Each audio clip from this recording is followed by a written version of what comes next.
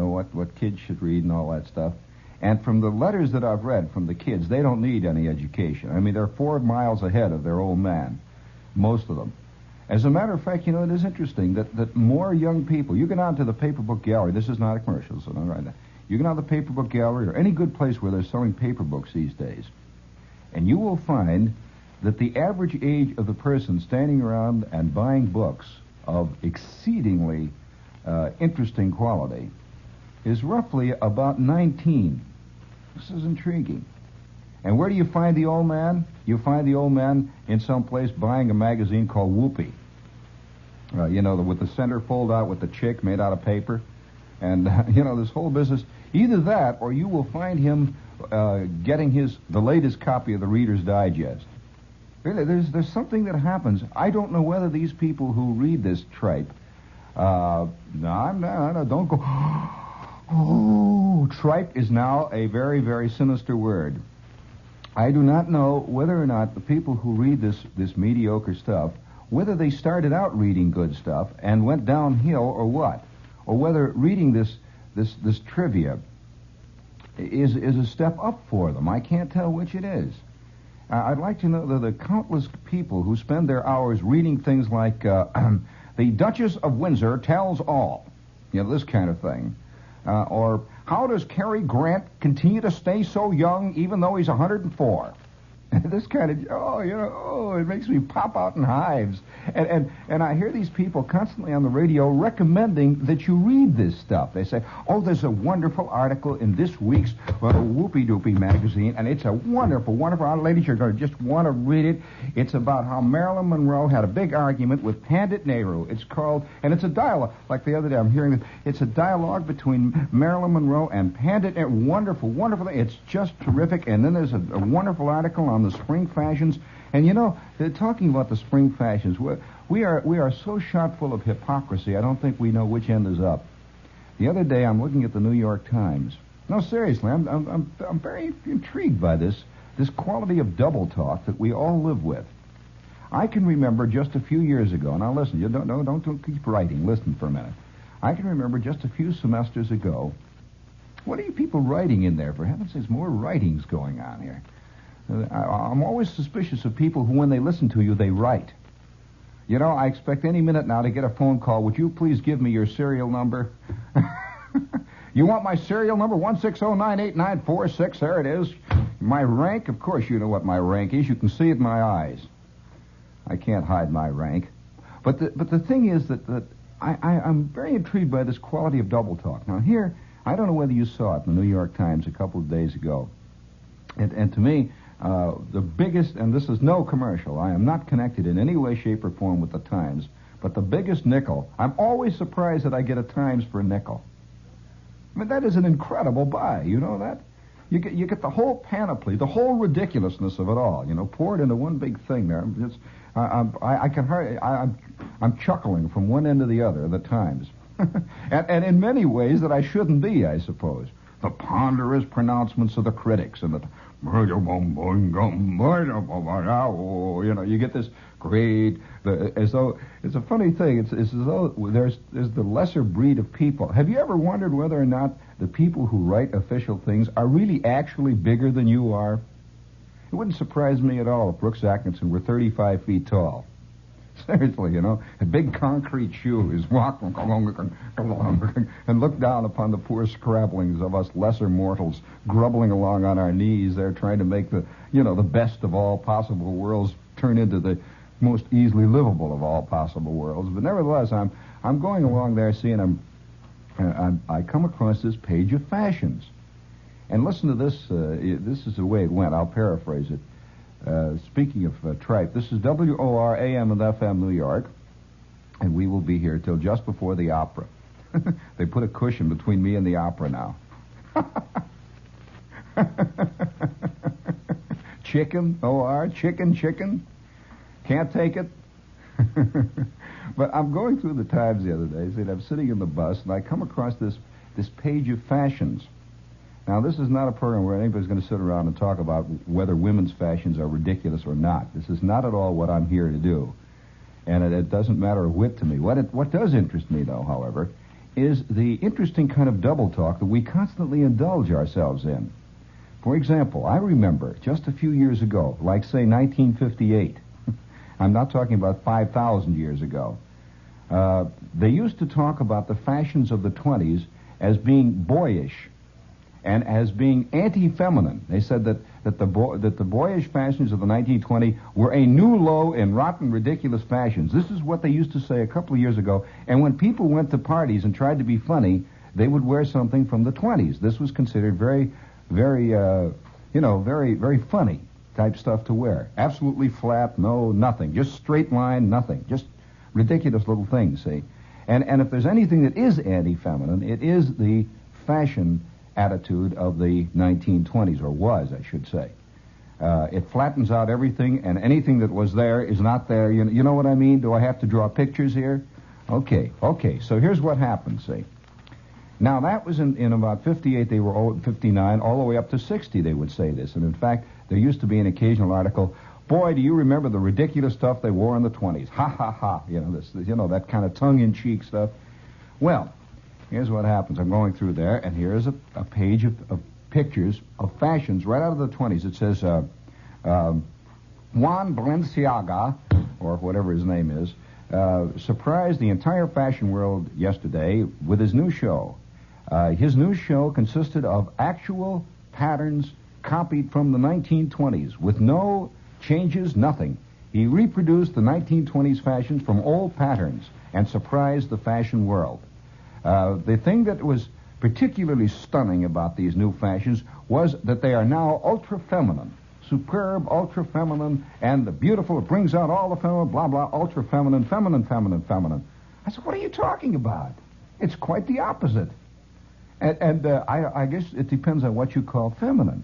And then again, it's the double talk. And I can assure you, the same person who was writing this was writing quite the opposite of that 1 year ago or the year before, whenever they wrote about the 20s. Now, this is just a tiny... Who cares about fashions? I am saying this is true in spades in almost every other area of human endeavor. This ability to completely reverse your field, which of course is very convenient, because then you're always au courant. I mean, you're always with whatever is around. And you are never. And one of the really difficult things, of course, that must be faced by everyone who is attempting to make any kind of a plunk in public life is that you never want to be caught saying whatever is hip at this moment isn't hip, because that makes you sort of unhip. You say, "Oh, come on, that's a miserable picture." And what do you mean, miserable picture? That's the new wave. Says, yeah, new wave. They just used to call it out of focus photography. A couple of years ago. Oh, no, you can't. You don't understand. I mean, this is serio-tragidrama. Oh, serio-tragidrama. Come on, will you get off my back? I mean, it's like everybody makes movies starting out with no story, and they work awfully hard to try to find one somewhere. In fact, you know that I know one of the big hit movies started out, in case you're interested. Are you interested in the behind-the-scenes stories of movies? I mean, really? The kind of stuff that Hedda Hopper never tells? Well, I'll tell you what happened. I know a producer who had about $3.5 million in the kick. And that means dough. And so he had no story, see? He had nothing, no material. But he had a star. So this star, who was a very, very big name, went out and rounded up 3 or 4 other stars, and they sat around and they had a couple of drinks, and one of them says, let's do a Western. He says, okay, let's do a Western. And so they knew where they could rent a Western set. And so they went out to the Western set, and the guy says, I'll tell you what I'll do. I'll get on the horse, and I'll ride into town. And so they started to photograph the thing, and they photographed 98 million feet of film. They edited it down, and now they got the first existentialistic Western. No story at all. They just said, well, I'll tell you what you do now. You walk through that door, and you look for the sheep rancher's daughter. And in short, it was all ad-libbed.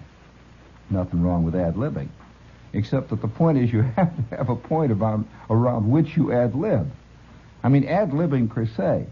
And so you see that. Did you ever hear this? You know, it's funny how I think about 98% of the people are cowed.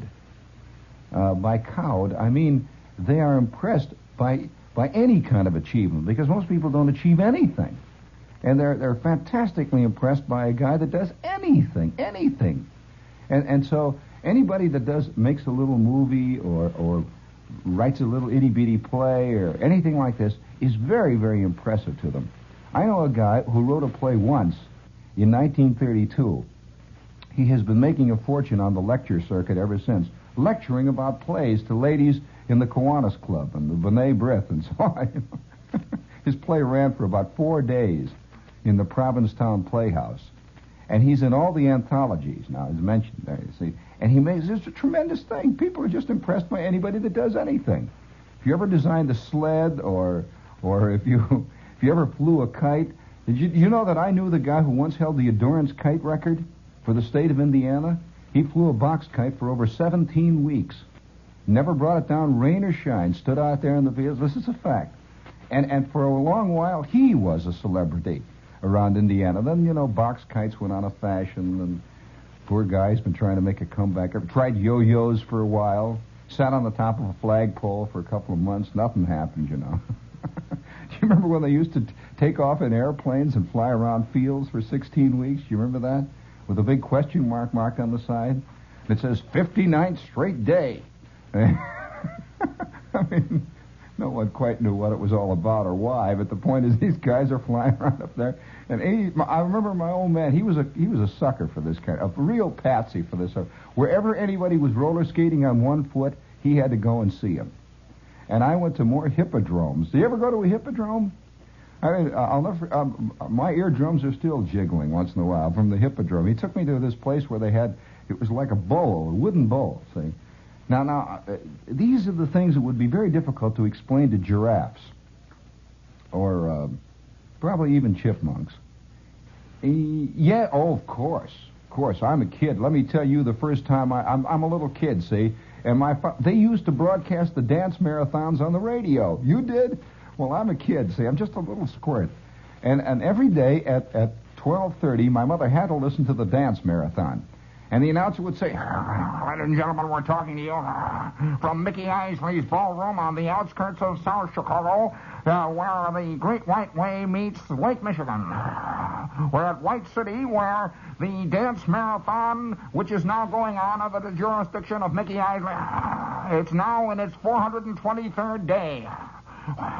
Jackie and Whoopie, the leading team, have just completed a fantastic sprint of 17 straight minutes of jitterbugging. You can probably still hear the crowd cheering.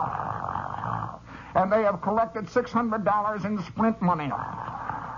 The standings right now are couple number 41, Jackie and Whoopie are in the lead with 7,922 points.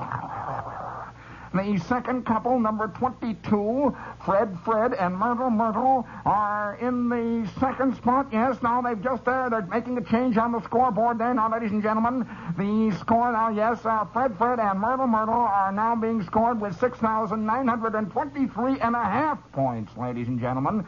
They have just added 2 3/4 points to Fred and Myrtle scoring. And in third place is... in third place is Mickey and Junie there in third place.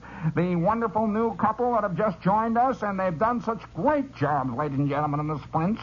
They are now in third place. They're the Wonder Team, the Dark Horse Team from Blue Island, Illinois, representing Harold's Bowling Alley. They're now in third place with 5,923 and a quarter points.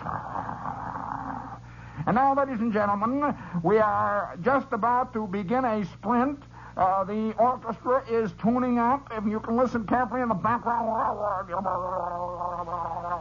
would you please correct the PA system there? We have a little feedback. We will return you to our main studios until we have the technical difficulties under correction. Remember, ladies and gentlemen, before we return you, Jackie and Myrtle are in the lead with 7,923 points. This is the Dance Marathon, returning you to our main studios. Take it away, main studio. The Dance Marathon will return to you as soon as we have our technical difficulties under correction there. ladies and gentlemen. And I'm a kid, of course. This sort of thing scars you for life, you know. You begin to wonder about the